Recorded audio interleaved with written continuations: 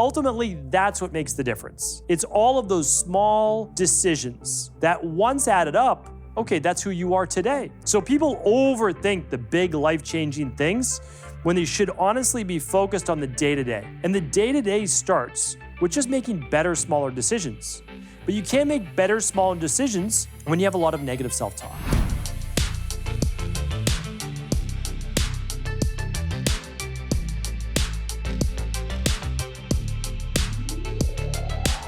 Welcome, everybody. Glad you could join me here today on the Cabral Concept. Of course, this is our Mindset and Motivation Monday show, the absolute best way to start the week. Today, we've got an important topic for you, and that is going over the 3 ways to be nicer to yourself. Now, I know that may seem maybe a little condescending, maybe a little tongue-in-cheek, but the truth is this: sometimes, and I'm one of those people as well, we are our own worst enemy.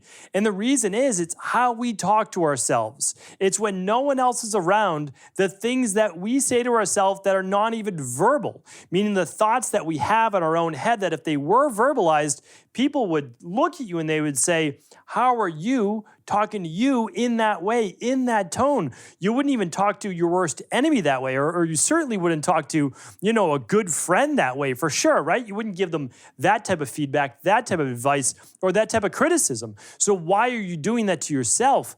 And that's what we have to look at, because sometimes, again, we get down on ourselves and it snowballs into this really dark place where we're not good enough, we'll never have enough, we weren't meant to be anything. Like, it's all these dark, negative thoughts. And I want to just share with you this. And when you start to look at it, you say to yourself, would I ever talk to anyone else, like any other friend or family member in this way? And if the answer is no, then how are you, who has to live with you all day long, talking to yourself that way? Meaning, like, if you're not for you, who is going to be for you? Who's going to be there to support you? I always talked about it this way. I started in the health and wellness and fitness-based industry at basically right at 18 years old as a nutritionist and personal trainer. But let's go more towards, I did it with both. I made the same analogy. I always said, you're meeting with me for 1 hour to 2 hours a week. Right? And it's a lot of time. It's not like, that's why it is really amazing having a personal trainer, because you are meeting with them in 2 full hours with them a week, sometimes 3.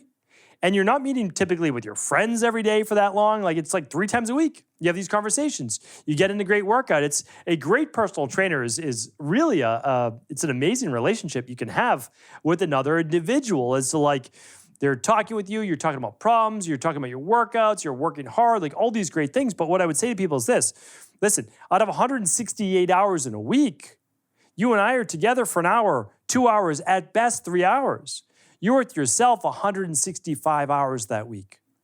What is the self-talk like, right? What are your decisions like? What are all those small little actions you take during each and every day? Because ultimately, that's what makes the difference.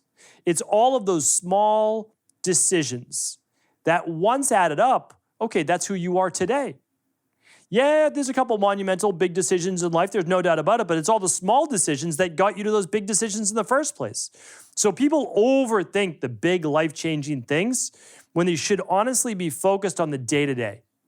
And the day-to-day starts with just making better, smaller decisions. But you can't make better, smaller decisions when you have a lot of negative self-talk. So we need to start here. There's 3 ways. Start with number 1. And I talk a lot about this, but it's becoming self-aware. And in this particular reference, it's talking about, what are you saying to yourself? Now, a lot of us talk to ourselves, but we don't say the words out loud, right? But the words come from the thoughts that we have in our head that we say to ourselves. Like, again, you're not good enough. You're never going to get the job. That person's not going to like you. You're never going to be able to lose the weight. You won't be able to gain the weight. You won't be able to get healthy. You won't be, like, it's all these different things, right? It's the negative loop. And so what we need to do is first, without judgment, I always say this, without judgment, because we haven't figured it out yet, so we can't start judging. It's there for a reason. The thought's honestly there to protect us. It really is. Like, that's why it's there. That's why the subconscious keeps bringing it up. It doesn't want you to be uncomfortable. It doesn't want you to get hurt. So we have to first say to ourselves this, though. What is that inner voice saying? Write it down. Don't think you can hold on to all these thoughts in your head. Get a journal, write it down. what are your most dominant thoughts?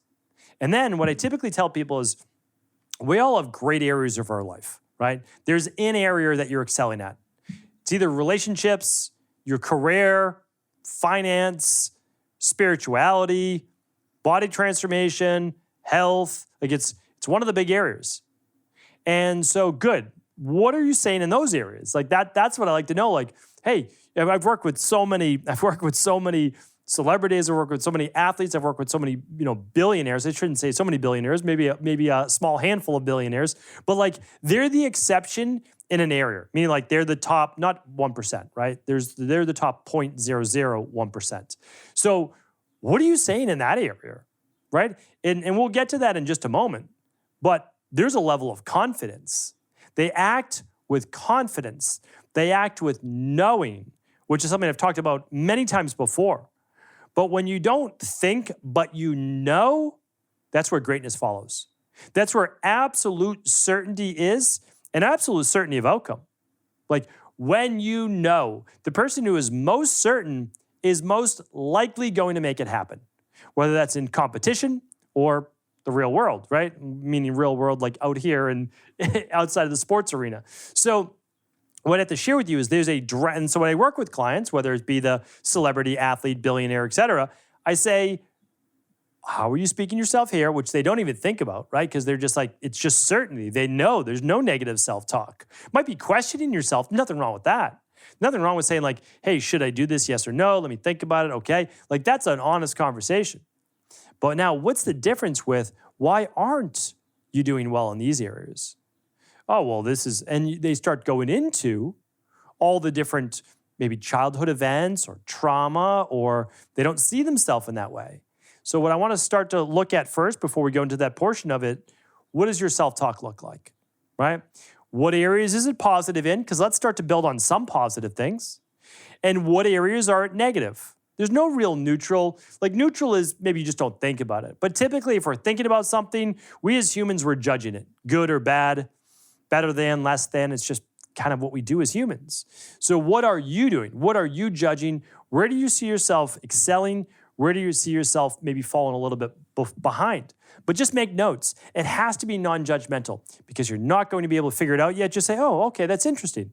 Like when your mind brings up a thought, that's interesting. Okay. Now comes step 2. And that is the challenging of the self-talk. So think of it this way. Let's use weight loss as an example, because we work with lots of clients. They're dealing with Hashimoto's. They're dealing with they have weight gain. They might be dealing with hormonal-based imbalances, skin issues, migraines, autoimmune. I mean, you name it. But let's just go with weight gain. Let's just go with one. Okay. So the person may come in and they say, I'm never going to lose weight. I've tried a dozen different diets before. They've all failed. I've never been successful. And so I'll just start to say, okay, have you ever lost weight on a diet? And they'll say, yes. And I'll say, okay, what diet was it? And they'll go through the different things they did. And I said, okay. And then what happened next? Like, I gained the weight back. Okay, why did you gain the weight back? And they'll say, well, there was a wedding and then I did this and then I couldn't stick with it. I said, okay, totally understand. But like, we just start to challenge it, like, because at one time you lost some weight, okay? So like you are able to lose some weight, but maybe not 100 pounds, like maybe not whatever your goal is, okay? So we're getting somewhere. We're just starting to challenge because what we need to find are just a couple little cracks in the boat, right? Couple little cracks in this overall thought process. That's all we're trying to do. Not judge yet, not saying we can overcome it because it's too big a deal, right? Our mind's already made up. So we have to just kind of back into this. Okay, what are some of the cracks in that? Okay, then I'll just say, have you ever tried? And then we'll go into a few things. No, I haven't tried that. Okay, no, I haven't tried that. Yes, I've tried that. Did it work for you? No, I don't think it really did. Okay, how long has it been since you tried that? I don't know, maybe 5 years. Okay, how long did you stick with that? Probably like 3 weeks. Okay, so like we're starting to get somewhere. And just by asking the questions. Okay, you haven't tried a couple of things. Those may work, right? Just leave it, like, let's leave it open. I always call it suspending disbelief, right? You don't have to believe, just not believe. Like that's a big part of this, right? Okay, so a couple things, those are new, great. Tried this one thing that didn't seem to work, only did it for 3 weeks. Maybe if we tweaked it a bit, we did it for a little bit longer, it may kick in, right? Okay, we've got some things to maybe work on. So what I say is we start to just challenge our beliefs. The other part is this: we start to draw from, you're not an unsuccessful person in all phases of life. In the first part, we saw a few things that you were good at: the career, the finances, the spirituality, the relationships, the body transformation, the health. Like, there's some area that you're doing well in that other people would like to trade places with you, okay? So great, there's that area. Why are you successful in that area? Oh, I'm just naturally good at it. Maybe, right? Maybe, but not typically. Like, you've put in some work. Maybe you're, yes, you have a predilection to being a little bit more talented in that area or whatever it might be, but you certainly still worked at it, right? Did you, like, for example, the person, they're working, and let's just go back to the financial analyst. How did you learn to become a financial analyst? Okay, I went to school, and then I got an MBA, and then I started working at, as an intern, and then I became this, that, and then I'm, now a head financial analyst. Let's say the person is. Okay, that to me seems like you followed a formula. You learned about finance, then you interned, then you worked at a more junior level under somebody and learned from them, and then you are now at a senior level. How long did that take? 10 years, right? Like, well, your weight loss results don't need to take 10 years, or your health results or relationship or put anything, but we do have to do a phase of what? Challenging the self-talk and doing what? Saying, I'm successful in this area because I put in the work. I got knowledge on what works and doesn't work. Obviously, tried some things like, have you ever made a trade that hasn't worked before? Yes, of course. Did you make more trades or more investments in the beginning that didn't work? Or do you make more trades now that don't work? Like, oh, of course, in the beginning, when you're just learning, maybe you're just paper trading, like whatever it is, right? Oh, okay, good. Do you think it's the same with health or weight loss or weight gain or anything else? Of course, right? So what we start to do is draw some positives from what we're good at and just say, I'm just not following the same formula, or I haven't had the right mentor like you had in business or whatever it might be. And that's a great thing, because now there's more possibility. And the third way is this: we need to now take those positives from what you're doing, that you're excelling in certain areas of your life, that people have those kind words to say about you, like, you're a really caring individual, like whatever it might be, and you want to write those down, okay? So we started the first week with just being aware of all the negative thoughts, and we're just writing those down, okay? Then we're writing down some things that, we're pretty good at. Then we're challenging our most dominant thoughts about where we can excel. And then what we're doing is we're transferring our positive thoughts towards this negative area of our life, and we're exploring the possibilities that it is possible, if we use some of the same framework that we did, where we feel like we naturally excel, but of course we know how much work we put in, right? I mean, think about the elite athletes. Do you think that you just literally woke up, went through childhood, and made it to the NBA, NFL?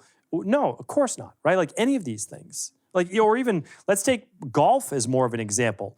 There's not a particular golf body per se, right? Because you could say, oh, well, if you're born 7 feet tall, you have a much better chance of getting the NBA. I get it, I understand. But if you're 7 feet tall versus 5'8", doesn't really matter for golf, honestly. It's technique, and it's hitting hundreds of thousands of golf balls before you ever made it to the Professional Golf Association, right? The PGA.